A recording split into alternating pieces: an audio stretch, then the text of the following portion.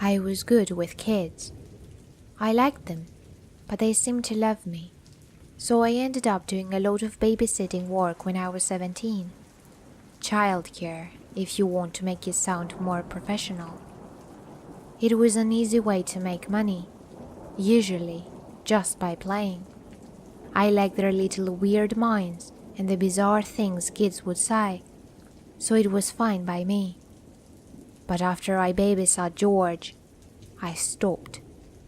George wasn't the problem. George was lovely. He was 6 and still had big cute chubby cheeks. The best thing was he mostly played on his own, and then all I would have to do was just keep an eye on him.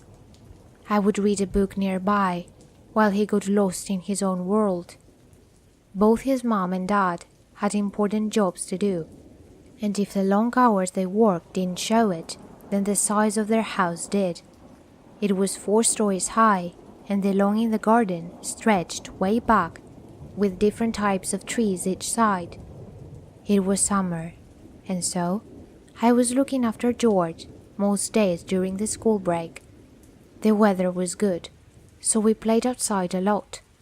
Well, I kept an eye on him as he ran around, imagining adventures from the looks of it, or playing with his toys on the grass, marching his dinosaurs amongst the flowers. After a while, George always seemed to play in the same area at the end of the garden, next to one particular tree. It was the tallest tree, a big thick oak tree. I just guess. That was his favorite spot. I noticed he started using the name Jack a lot in his games. Then he started to look as if he was talking to someone. I'd never had an imaginary friend myself, or looked after a kid who'd had one before. I didn't know much about child psychology, but he was an only child with workaholic parents, so I guess it made sense.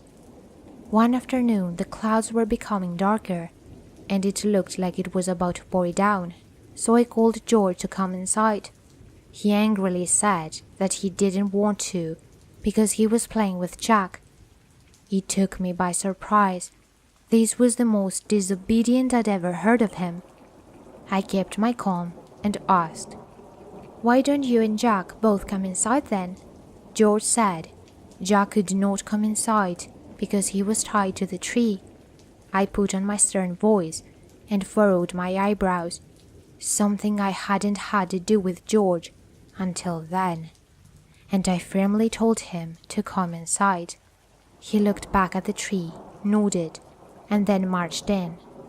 Later that day, it occurred to me that George only said the name Jack when he was near that tree. Later, when George was eating the banana sandwiches I made for him for lunch, I asked him why Jack was tied to the tree. He said that he had heard one of the mates, so the master had tied him to the tree as a punishment. I think I still only found it interesting at this point, funny even. Kids and their imaginations. After that, I noticed that George had started to whisper to Jack. When George had played with Jack before, it always used to seem like fun, but now it seemed different. I would strain my ears to hear, but I couldn't make out what George was whispering. I asked him what he was talking about with Jack, and he would just answer, "Nothing at all." Something about the rhythm in how he said it felt wrong, like it was just being parodied back, but I thought that he could have picked it up from a movie or anywhere. Not long after I had to use that stern voice with George again, I found him rooting around under the kitchen sink, in the cupboard, where the bleach and all the other poisonous bottles was. But he was after the saws, hacksaws, coping saws, and a handsaw. My mind twirled like I was drunk on a carousel, while I tried to make sense of it. He'd met a pile of the saws next to him on the tiles. He looked up at me, and his eyes widened when he recognized the horror on my face, the horror which was quickly turned into anger. Then I really shouted at him, What the hell are you doing? You mustn't even mess with these things. Ever. These are very dangerous. This is such a naughty thing to do. Those sorts of things. I felt my own parents' discipline from years ago, channeling through me. He looked up at me, all the while with his bottom lip wobbling, and when I finally had finished, he burst into tears. I hugged him and told him it was just because I was so worried and that he was a good boy, really. He said that he just wanted to help Jack. I didn't know what to do. I was no therapist, but I thought, hell, if I played along with it, maybe I could stop anything like this happening again. Did Jack ask you to help him? George didn't say anything. Why don't I talk to Jack? No. George's eyes widened. Why not? I just want to explain to him how he got you into trouble. Then he won't ask you to do anything again. No, don't. He's my friend. I didn't like how stubborn he was being. And not just because he was being difficult. He wasn't usually like this. He seemed scared. If he is your friend, then he will understand. I turned and started to walk to the garden. I reached the tree and positioned myself looking at a place where I guessed an invisible child might be, and ignored my feelings that this was ridiculous. Jack, I know you wanted George to help you, but he mustn't go near the saws or tools because it's dangerous and he'll get into trouble. So I'm sorry, but he can't help you. I turned to George. Okay, now I think we should go inside. I stopped in shock as I felt a sharp pain in the back of my leg. It felt like something had pinched me. I immediately looked back, but there was nothing. Something felt bad, like the air pressure around us had dropped. And when I turned back to George, he looked like he was about to cry. Let's go inside, I said flatly and held his hand. The weather turned quite bad for the rest of the week, so we stayed inside. Whatever had caused this pinching feeling had made a mark, but I reasoned myself that it was more than likely an insect bite, a nasty one, maybe. There was an old photograph I'd walked past by 100 times, framed and hung in the hallway of the house. I'd never stopped and properly looked at the picture before. It was a picture of the house staff from 1898. Amongst the butlers, cooks, and maids, there was a little boy. It might have been the contrast of saturation from the old-fashioned photography, but his eyes seemed dark and unpleasant. My eyes ached as I focused on him for too long, as if I was waiting for him to move. I tore myself away from the picture and went to find George. 3 days later, I was tidying up when I found a kitchen knife in George's toy box. It was the biggest one from the knife rack. My heart jerked like a car crash collision. I marched back into the living room, and George looked up from where he was playing on the floor. You come with me right now, I yelled, my voice wavering and failing at every point it could. He followed behind me as I stopped back to the playroom. What the hell do you think you're doing with? I looked down, and the knife wasn't there. It was gone. I started to dig through the toys, clawing through the bears and cars, but I couldn't find it. Pain burst and spread up the back of my leg, and I snapped back up straight. I turned around just in time to see the knife hit the floor, like it had just been dropped. George jumped from the noise of the crash the knife made as it landed about 2 meters away from him. Between us, we both didn't say anything. I felt blood trickling down the back of my leg. George burst into tears. He fought against his own sobs and managed to bawl out his words. I'm so sorry. I let him free. I shouldn't have done it. I helped Jack get free from the tree. I shouldn't have. I am so sorry. He's a nasty boy. He's a nasty boy. I'm sorry. I grabbed George. I grabbed his coat, grabbed my bag, and took it straight out through the front door. His dad was incredibly pissed off, and he had been dragged out of a meeting and called back home from work to find us sat on the porch steps. I think he thought I wasn't noticing his eyes rolling, as I couldn't explain properly what had just happened. I was definitely meant to notice the dirty look he gave me when George started crying that he didn't want to go back inside the house ever again. That's when I left. I walked away down their gravel path and didn't look back as I heard George start wailing. I didn't even go back to look after George. I was pretty sure they wouldn't have wanted me back after how unstable I must have seemed. I declined any other offers of work from other parents. I'd be lying if I said I didn't feel guilty for leaving George. It definitely weighed heavy on my thoughts over the weeks and months and then years. It did get easier to not remember sometimes, but I couldn't forget. At the time, I didn't admit it to myself, but looking back, it was 100% the reason that my choices led me to getting a degree in child psychology at university, and now I'm doing particularly well in the field, my secret personal penance of sorts. I thought I might get some closure on it all when one day I had a familiar patient assigned to me at his parents' request. This wasn't usual, but when the boy walked into my office, 8 years older now, I understood. He doesn't want to be called George anymore. He only answers to Jack. I asked him where George is. He said he's tied to the tree.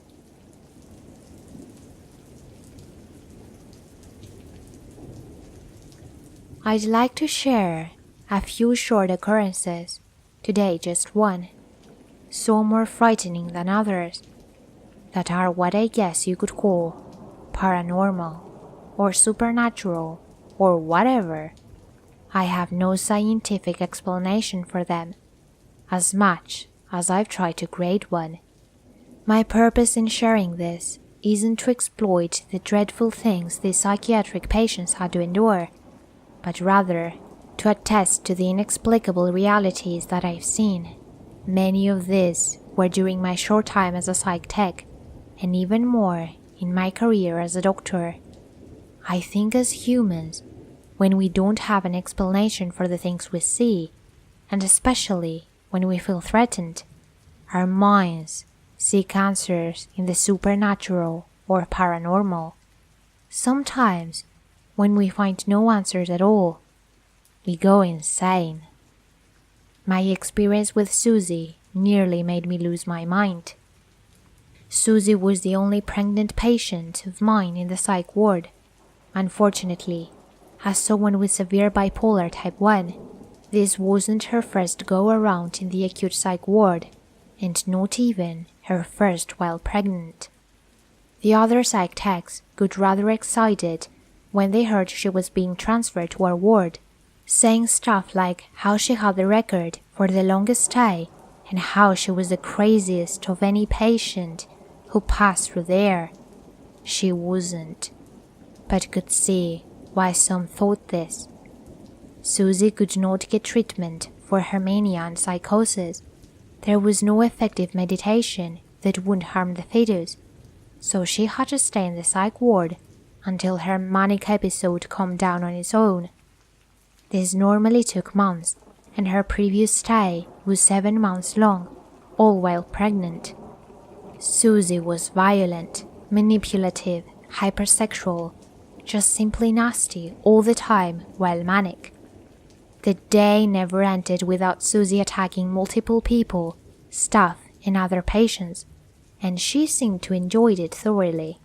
I remember her laughing as she was tackled to the floor after ripping out one of the nurse's hair, and while being restrained, she stared at this nurse with the most sinister little smile you could imagine.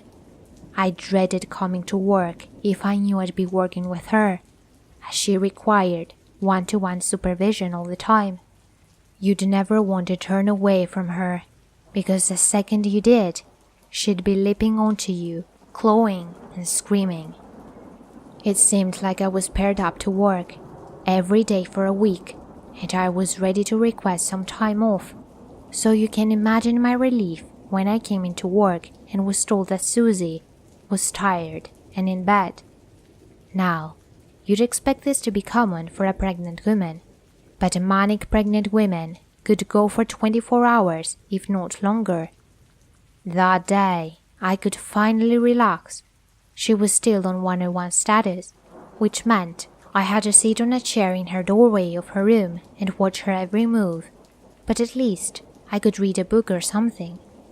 That entire week leading up to this day, Susie has been saying for this stupid old dial radio. It must have been in the psych ward for a decade at least. There was only one, and it seemed to be prized possession of the unit. Every patient wanted to have it. They would trade for it, take their meds for it, beg for it. We finally had to employ a system of taking turns with the radio, and this day was Susie's. She had placed the radio on the simple desk in her room, had it tuned to a 1240 station, and miraculously had the volume at a reasonable level. Normally, that thing drowned out every sound in the unit, even with Aaron laughing all the time. She lay there on her side, facing me, eyes closed, being still for the first time in days. Something about her unsettled me entirely. This wasn't because she was manic and violent, many patients were, but there was some presence about her that made me want to hide. I acknowledged this again as I watched her sleep, but even while she was unconscious, I didn't feel safe. At once, I heard only static from the radio. How long ago had the music stopped? I wondered briefly, and then thought nothing of it. Susie stirred but remained asleep. Only moments later, the radio started sounding a talk show, not the same 1240 station as before. I thought it was just two stations, but then it started happening. I watched as the radio dial slowly moved from one side to the other, playing each radio station in between. I suddenly felt very cold and alone. Again, the dial moved on its own, down the frequencies, slowly. Something about this was very wrong, and I looked behind me to see if some joke was being played on me, but no one was around. And then a subtle laugh came from close by. I had been ignoring Susie as she lay on her bed, but now I saw her face. Her eyes were open, but they were looking so far downward, such that only the tops of her irises could be seen above her lower lids. Then she said in the most chilling voice I've ever heard, "Now you see what I can do?" It was almost a whisper. I froze there, unable to look away from her face, her eyes. The static from the radio was growing louder, soon to uncomfortable levels. She continued chuckling quietly, and then her eyes slowly rolled back up and she looked right at me. I don't know how long we looked at each other. The static gradually stopped, returning to a low white noise. Then, in a way so quiet, almost inaudible, she said with her sinister smile, "Don't you ever turn your back on me." Then, like a light switch turned off, she was asleep. The radio had turned off. Fortunately, she slept the rest of my shift, but when I left that day, I told my supervisor I could not work around Susie anymore.